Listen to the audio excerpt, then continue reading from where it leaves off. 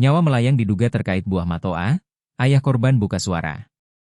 Zulkarnain, 56, warga Kelurahan Seimati, Kecamatan Medan Labuhan, harus menerima kenyataan pahit kehilangan anak pertamanya, Dodi Muhammad, 30, dalam kondisi memilukan.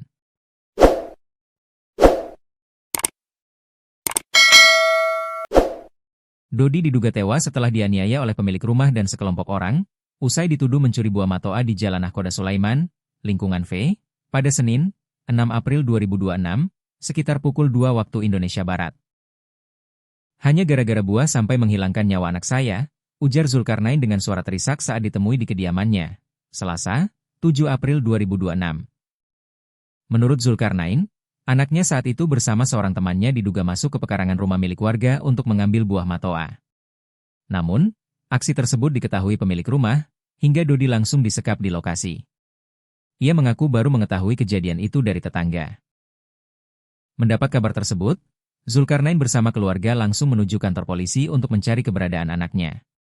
Saat dikasih kabar, kami langsung ke kantor polisi. Kejadian ini tidak saya inginkan, hanya gara-gara mengambil buah sampai disiksa hingga meninggal dunia, tuturnya.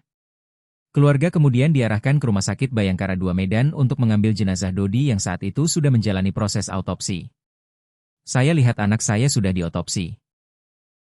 Sebagai orang tua, saya tidak sanggup melihat kondisi anak saya seperti itu, ungkapnya. Zulkarnain menggambarkan kondisi tubuh anaknya yang penuh luka. Ia menyebut terdapat pendarahan di hidung dan mulut, serta luka di bagian badan, tangan, dan kaki.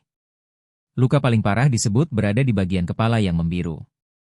Waktu saya tengok, hidung dan mulutnya berdarah. Badan, tangan, kaki luka-luka. Yang paling parah di kepala sampai biru, ujarnya. Ia juga menyesalkan tindakan para pelaku yang disebut mengikat anaknya di lokasi kejadian sebelum akhirnya dibawa ke rumah sakit tanpa pemberitahuan kepada keluarga. Kalaupun ada rasa kemanusiaan, bawalah ke kantor polisi, jangan disiksa seperti itu. Kalau disiksa, itu namanya penganiayaan, katanya. Zulkarnain berharap pihak kepolisian segera memproses kasus tersebut secara hukum. Kami sebagai orang tua tidak terima. Anak saya diperlakukan seperti binatang, tidak ada rasa kemanusiaan. Kami minta pelaku diproses sesuai hukum, tegasnya. Ia menambahkan, dirinya dan anaknya sehari-hari bekerja sebagai sopir truk. Namun, ia mengaku tidak mengetahui secara pasti jenis buah yang diduga dicuri oleh anaknya. Saya dan anak saya kerja sebagai sopir. Saya juga tidak tahu pasti buah apa yang diambil, ucapnya. Zulkarnain juga menyebut seluruh proses pengambilan jenazah hingga pemakaman dilakukan oleh keluarga tanpa pendampingan pihak manapun. Kami urus sendiri. Malam itu sekitar pukul 20 WIB kami ke rumah sakit, ambil anak saya, lalu bawa pulang.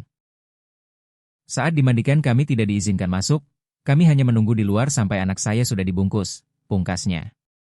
Jenazah Dodi telah dimakamkan di pemakaman umum yang tidak jauh dari kediamannya pada Selasa, 7 April 2026, sekitar pukul 11 waktu Indonesia Barat.